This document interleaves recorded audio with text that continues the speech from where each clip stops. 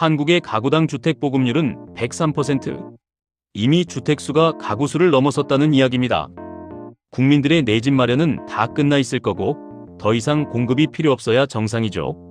그런데 항상 공급 부족에 집값 급등이란 등식이 따라붙고 내 집 마련은 갈수록 멀어져 갑니다. 요즘 집가 통계 조작 논란으로 정치권이 시끄러운데 오늘은 주택보급률 100%가 나에게 체감되지 않는 이유를 따져볼까 합니다. 첫 번째, 가장 결정적인 이유인 주택의 질 문제입니다. 주택보급률 통계는 그저 집이 몇 채 있냐만 따집니다. 그런 집들이 사람이 살만한 집인지는 고려하지 않는다는 이야기죠. 예를 들어 오래돼서 곰팡이가 가득한 반지하, 비어있는 농촌의 폐가, 혹은 재건축 직전의 낡은 주택도 통계로는 한 채로 잡힙니다. 그런데 실제로 사람들은 이런 집에 살고 싶지 않죠. 집이 100채 있어도 그 중에 30채가 당장 무너질 것 같은 낡은 집이라면 사람들은 결국 70채의 좋은 주택이나 신축으로 몰려갈 겁니다. 전체적으로는 집이 많아 보여도 사람들이 원하는 주택은 심각하게 부족한 게 현실입니다. 이게 바로 공급 부족 때문에 집값이 오른다는 말의 진짜 원인입니다. 그 다음으로 두 번째 이유는 바로 주택보급률 통계 자체의 역설 때문입니다. 현재 한국의 주택보급률은 103%입니다. 그런데 전국 평균이 아닌 지역별로 보면 주택보급률도 집값처럼 편차가 큽니다. 한 가지 주목되는 부분은 대규모 공급을 지속해온 수도권의 주택보급률이 지방에 비해 여전히 크게 낮다는 사실입니다.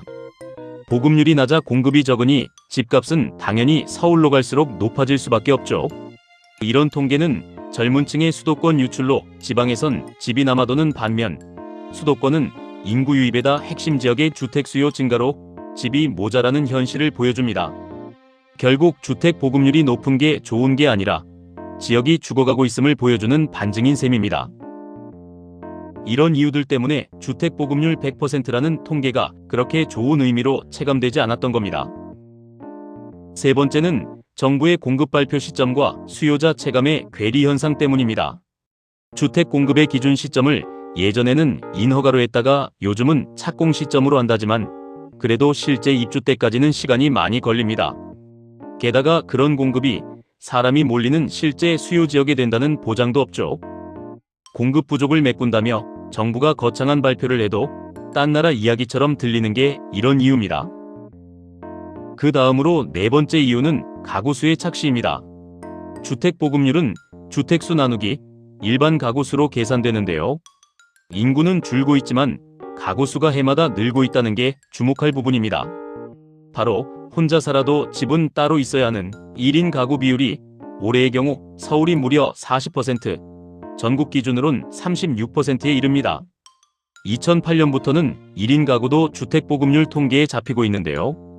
전국 기준 1인 가구 비율은 10년 전 전체 가구의 27%였는데 올해 36%에 이어 2050년에는 40%에 이를 것으로 추정됩니다. 이처럼 1인 가구의 폭발적 증가가 주택 건설 속도를 앞지르면서 주택 부족 사태의 주요 원인이 된 것입니다. 결국 사람 수가 아니라 가구 수가 주택 부족의 원인이었던 겁니다. 인구는 줄어들어도 1인 가구가 이렇게 늘어나면서 앞으로도 주택 수요를 자극할 것으로 보입니다. 그만큼 주택 보급률 100%라는 통계가 체감되지 않는 거죠.